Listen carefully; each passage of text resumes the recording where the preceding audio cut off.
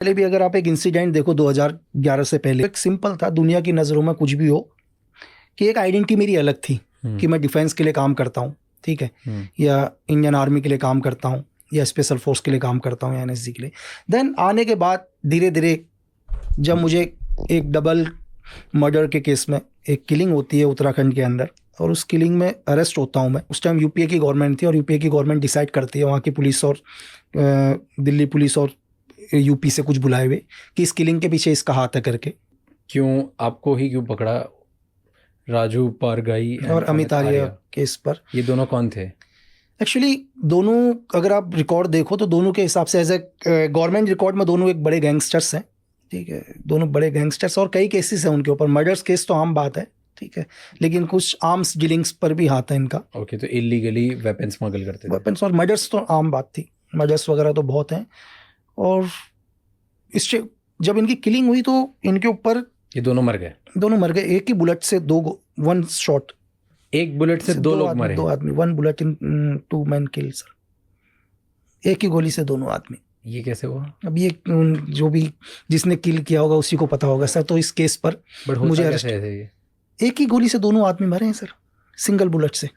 कैसे होता है, मतलब व्हाट इज पॉसिबल? अच्छा, पीएम एक ही कि जिसने भी मारा है, जिस शूटर्स ने भी मारा है इसको, जिस आदमी ने भी, उसने ऐसा एम लिया कि उसे दोबारा ना मारना पड़े 2 गोली। उसने इस टाइप का डायरेक्शन बनाया है कि वो एंगल लिया है कि एक ही साथ दोनों का हेड जाना चाहिए करके, दोनों के हेड एक साथ एक ही गोली से। और कैसे पॉसिबल है? मान लो अगर ये 2 लोग हैं तो सामने से दोनों नहीं, तो फिर वो एंगल वैसा लेगा ही नहीं ना सर, साइड से रहते। एज ए थ्योरी के हिसाब से अगर जैसे मैं करूं तो एग्जांपल के लिए आप और मैं बैठा हूं, ये मैं और आप हैं अभी सामने, एक दूसरे के सामने बैठे हुए। अगर कोई स्नैपर होगा, अगर मेरी थ्योरी के हिसाब से अगर कोई चलता है तो 100% या तो आपके बैक से मुझे मारेगा या मेरे बैक से आपको मारेगा, दाएं बाएं से नहीं मारेगा। ठीक है, क्योंकि एक गोली मारने के बाद तो रीलोड करेगा, तो इतनी देर में मैं रेडी हो जाऊंगा, सेकंड्स के फर्क में। तो उसने जो भी एंगल बनाया है, या तो आपके 360 डिग्री बैक पर बनाया उसने, ठीक है, या मेरे 360 बैक पर बनाया, तो जो भी उसने पॉइंट रखा, उसने दोनों का हेड एक ही गोली से पॉइंट रखा है सर। तो उस हेड से फिर इस हेड से पार एक ही, तो ये एक की अगर आप तो पावरफुल स्नाइपर नहीं, गोली बहुत पावरफुल है सर। गोली के अंदर क्या होता है, आपको डिपेंड करता है गोली का रेंज क्या है। हर गोली का अपना रेंज होता है दुनिया के, ठीक है। आप एक पिस्टल से फायर करते हैं तो पिस्टल का रेंज है 15 मीटर सर। 15 मीटर पर मेरी तरफ से आप 12 सर भी लेके आ जाओगे तो 12 सर भी उड़ा देगा, वो पार कर जाएगा। AK-47 है, 300 गज रेंज है उसका। 300 गज में मुझे लगता है अगर हम 15 आदमी भी खड़े होंगे तो 15 को पार कर देगा सर। बट एक ही शर्त होनी चाहिए कि गोली आपके बोन में टच नहीं होनी चाहिए सर, क्योंकि बोन बहुत मजबूत होता है। बोन को गोली नहीं पार कर पाती, एकदम से तोड़ देगी, पार नहीं कर पाएगी। एक बुलेट से 2 लोगों को मार दिया, 2 लोगों को, दोनों टॉप गैंगस्टर्स, दोनों टॉप। कई केसेस, तो फिर कभी केस प्रूफ नहीं हुआ सर। तो इसके चक्कर में आपको जेल में डाला? मुझे उठा इस केस के ऊपर क्या कि ये किलिंग भाई आपने करी है? मैंने करी है किलिंग, ठीक है। लेकिन किलिंग के लिए भाई उस टाइम यूपीए गवर्नमेंट एक ही चीज थी कि यार भाई किलिंग का कोई मोटिव तो होना चाहिए। क्यों मारूंगा, चलो एक कोई मतलब नहीं, हम कहीं जानते ही नहीं, लेकिन मारेगा क्यों आदमी। लेकिन सबसे बड़ी दिक्कत यूपीए गवर्नमेंट के लिए यही आ गया, किलिंग का रीजन क्या डालें करके, ठीक है, कि रीजन क्या डालें किलिंग का। बट क्या मतलब 1000 लोग और मार सकते थे, आप कोई क्यों उठाया? कुछ तो मिला होगा, कुछ तो प्रूफ हुआ होगा कि नहीं बस शक के दायरे में उठा दिया। एक्चुअली क्या हुआ कि जिस क्राइम सीन पर उनकी डेड बॉडी मिली, उसी क्राइम सीन पर एक हॉलिस्टर मिला उनको। हॉलिस्टर मतलब पिस्टल जिस पर रखी जाती है, ठीक है। और मेरी गन का जो लाइसेंस, मेरे पास जो गन है सेम उसी शेप की है, उसी साइज की गन है जो हॉलिस्टर आता है। और दूसरी चीज कि वहां की कुछ इंटेलिजेंस वगैरह को इनपुट ये लगा कि ये शॉट 100% उसके अलावा किसी का नहीं है। पहली चीज कि मतलब इस टाइप का शॉट और कोई से उन्होंने सिर्फ एक ही चीज बोला था, मतलब जिसने मेरे को अरेस्ट किया, जिस IPS ने अरेस्ट किया, मुझे एक ही चीज बोलता है, देख कि मैं तुझसे ये नहीं पूछ रहा हूँ कि तूने मारा, मैं तुझसे ये नहीं पूछूंगा। बोला मुझे मालूम है तूने ही मारा है, मुझे सिर्फ ये जानना है तूने क्यों मारा है। और क्यों ऐसा बोला? उसने एक ही क्वेश्चन किया, बोला कि ये शॉट तेरे अलावा दुनिया में किसी ने मारा ही नहीं है। उसका एक ही क्वेश्चन था सर। उसने बोल दिया मैं तेरे से ये नहीं पूछूंगा कि तूने मारा है या नहीं मारा, मैं तुझसे सिर्फ ये पूछ रहा हूँ तूने क्यों मारा, ये तेरे अलावा किसी और का किलिंग है ही नहीं। तो 3 दिन तक रिमांड में रखा, 36 घंटे तक, वो भी बिना मतलब बताए गवर्नमेंट को, बिना कोर्ट अलाउ नहीं है किसी को भी। आप 24 आवर्स से अपनी कस्टडी में नहीं रख सकते, इल्लीगली रखा, इल्लीगली 36 घंटे तक अपनी कस्टडी में रखा। एक ही क्वेश्चन कि क्यों मारा। तो फिर आपको जेल में ले गए। फिर जब ये नहीं, जब उनको कुछ नहीं लगा तो क्या मोटिव लगाएं करके, मोटिव भी तो चाहिए ना।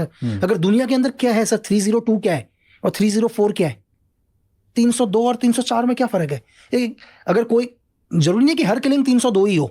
क्या होता है 302 और 304? 302 क्या है, अभी आप और मैं यहाँ बैठे हैं और मैं एकदम से क्या करता हूँ, अभी आपको ये उठाता हूँ और मार देता हूँ, आपकी डेथ होती है।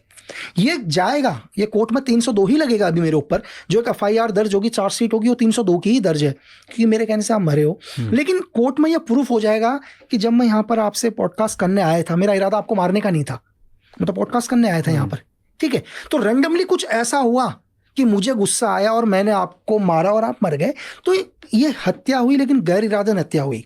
ओके, मतलब अनइंटेंशनल। मेरा इंटेंशन तो नहीं था ना पहले से, लेकिन यहाँ पर हो गया। तो ये 304 है। तो 304 में आदमी को लाइफ टाइम नहीं है, 3 साल से लेकर 10 साल की सजा है। लेकिन किसी आदमी का इंटेंशन ही आपको मारने का है, तो वो 302 है ना सर। मोटिव 30 का जो सबसे इंपॉर्टेंट चीज है, वो मोटिव क्या है मारने का। अगर मैं घर से ये सोच के आया हूँ कि मुझे आपको मारना है, तो 302 है ना। लेकिन वो क्यों है, आपको ये भी प्रूफ करना पड़ेगा क्यों, या तो मैं पागल तो नहीं हूं ना। तो कोई ना कोई तो रीजन देना पड़ेगा ना। क्या मोटिव से आपको डाला अंदर? मोटिव था ही नहीं उनके पास कुछ भी, तो इसलिए छोड़ दिया। बस लास्ट में छोड़ने में भी 4 साल लग गए सर। तो 4 साल आप जेल में थे? 4 साल जेल में थे, लगा लो तारे और चांद नहीं देखे 4 साल में। और क्या किया आप अंदर जेल में गए? जेल में क्या करेगा आदमी, 6x6 के कमरे में। कैसा होता है, क्या होता है सीन? छोटा सा, जितना आप और मैं जो बैठे हुए हैं, सेम इतना ही बड़ा कमरा है बस। हर इंसान को एक मिलता है? नहीं, एक नहीं मिलता। हर इंसान तो एक कमरे में 200 लोग रहते हैं। बस कुछ लोगों के लिए खासियत है कि उन्हें एक ही मिलता है, इनको इंसान भी मत दिखाओ। जैसे आपको वो मिला था? बिल्कुल भाई, यूपीए गवर्नमेंट ने बोला इसको आदमी के भी दर्शन मत कराओ, और 11 जिले ट्रांसफर। एक करके बात करते हैं इस पे, एक डिटेल बहुत जरूरी है, ठीक है। तो आप जेल में गए? जेल में गए और इतना सा रूम में अकेले आप ही थे? 6x6 के कमरे। तो वहाँ पे काला था, मतलब वहाँ पे सनलाइट भी नहीं होती, ऐसा कुछ नहीं होता, कुछ भी नहीं, एक दरवाजा है बस लोहे का। तो ऐसा, और वही बहुत अंदर जाकर, बहुत अंदर। तो वहाँ सनलाइट भी अलाउड? कुछ सनलाइट, वो तो सनलाइट आपको सुबह 7 बजे खोलेंगे वो लोग। 7 बजे खोलने के बाद 2-3 घंटे आपको निकालेंगे, फिर दोबारा अंदर डाल देंगे, बस इतना ही है।